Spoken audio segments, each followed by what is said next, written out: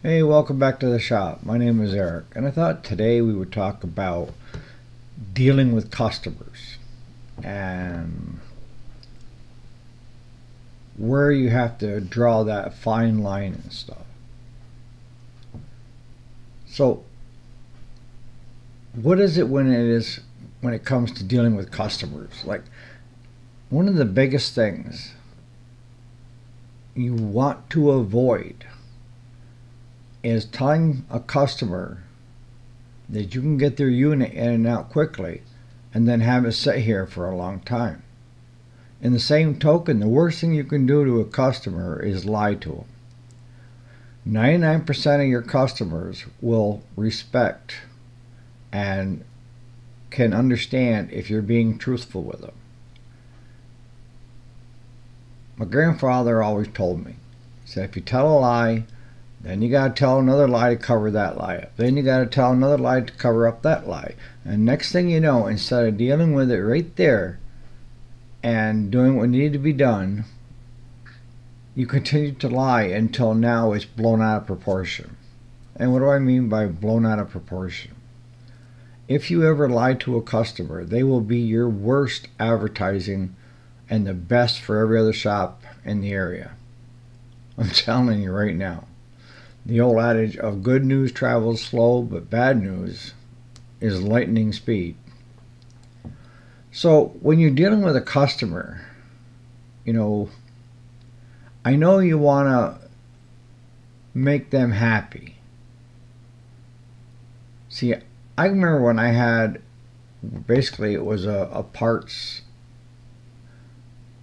person that looked up parts, sold parts for us, but handled the daily to weekly telephone calls, kind of like a receptionist, parts guy.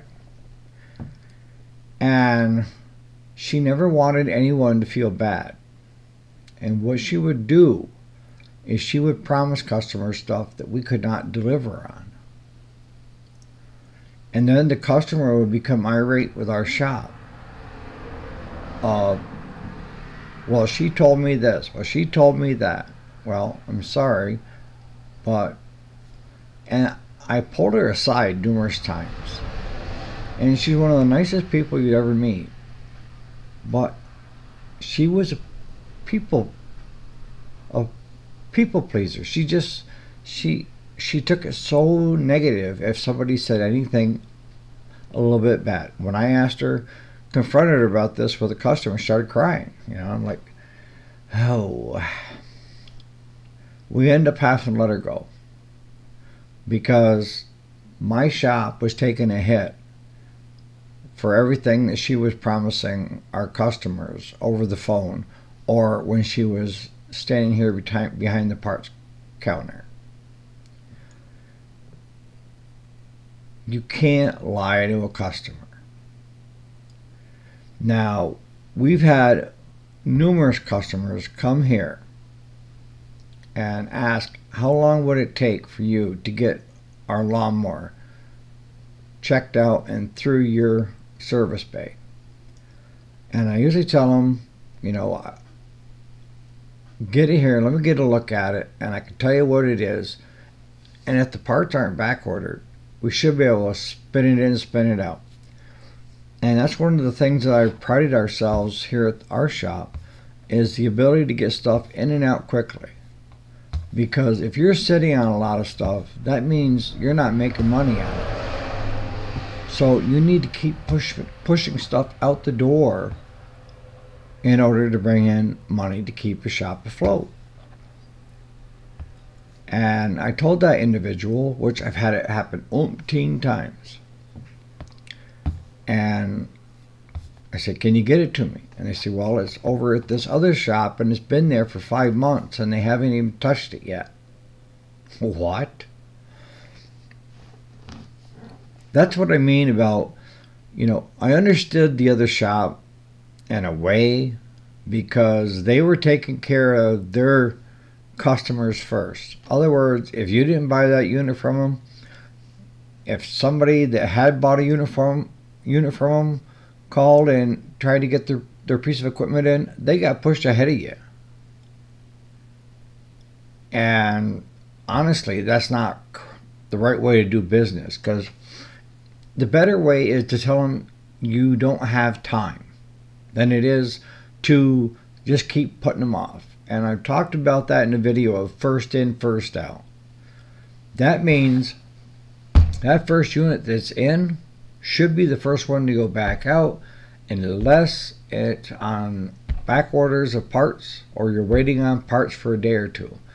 You should have numerous units tore down in your shop at one time, because it's going to act like a rotisserie type thing where it just keeps moving around.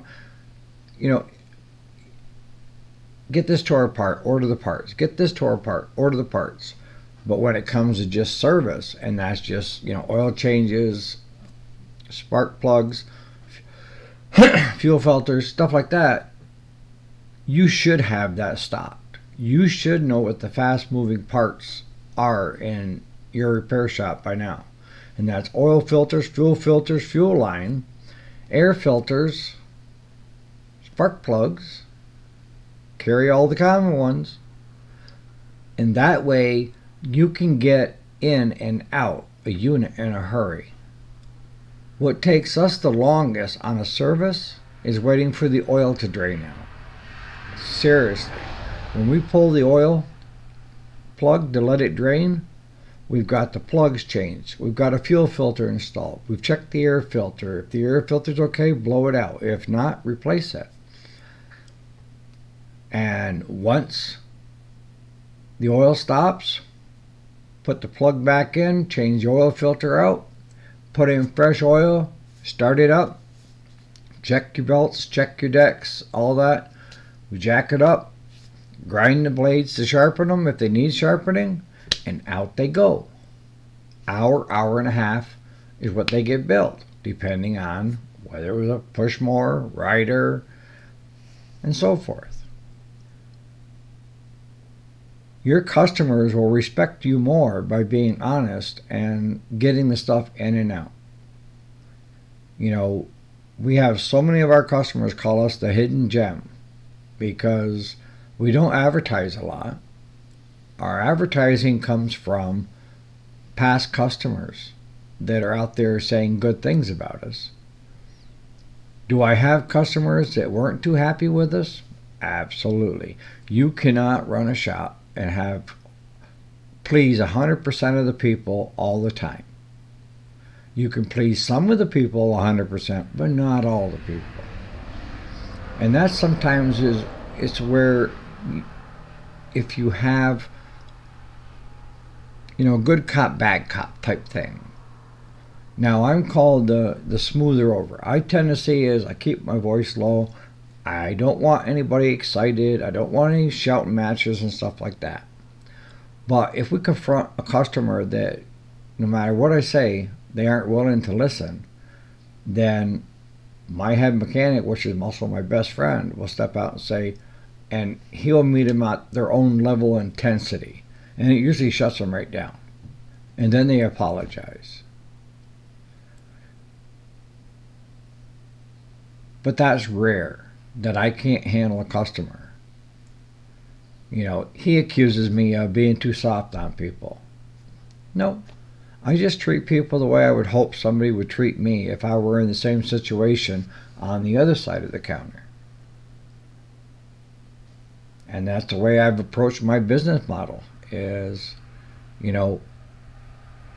be as honest as you can with your customers. Treat your customers with respect. Don't lie to your customers.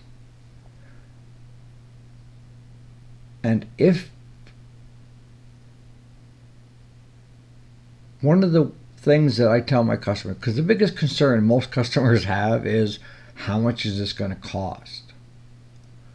And thank God most of our customers said, that's it. And I always say we can raise the bill if it'll make you feel any better. But it's cost. And I understand that. And my approach when it comes to a customer machine, and I'll tell them that, is that I will treat your machine as if it was my own. I will not put one penny more into it than I would if it were my own. I know when to say uncle and when not to. If the customer and I are understanding that it's here for a service, but then we find something else that's wrong with it that needs to be corrected, I don't just go ahead and do it. I give them a call and they say, look, this is where we're at. What would you like me to do? If it were my machine, I would get the work done so it's safe, so that you're not going to have any issues. And 99.9% of the time, the customer will say, go ahead. But you've kept them in the loop and you've kept them part of the process. And the other thing is, when it comes to customers, you never talk down to a customer. I don't care who you're dealing with. One of the other things that we've heard numerous times over the years, especially with young ladies and their equipment and stuff,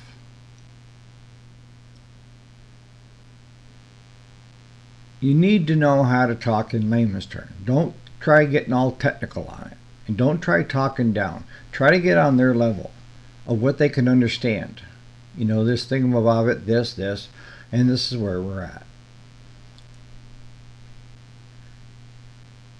They will respect you more.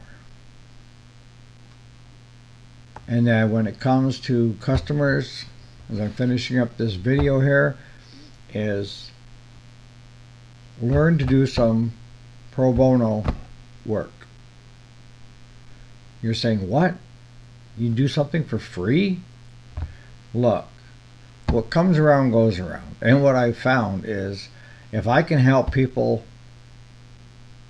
that really need the help, if that means eating a bill or working it out in payments or something like that, and it's a handshake, I'll do it.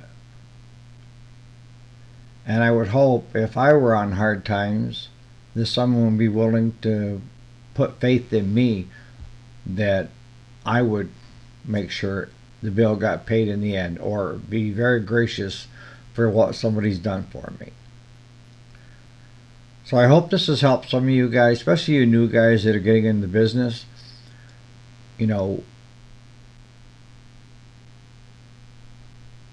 It's not that hard to offer good customer service. It's not that hard to be honest with your customers. And it's not that hard if you're being fair with your customers. All right? So you guys have a great day, and thanks so much for watching the video.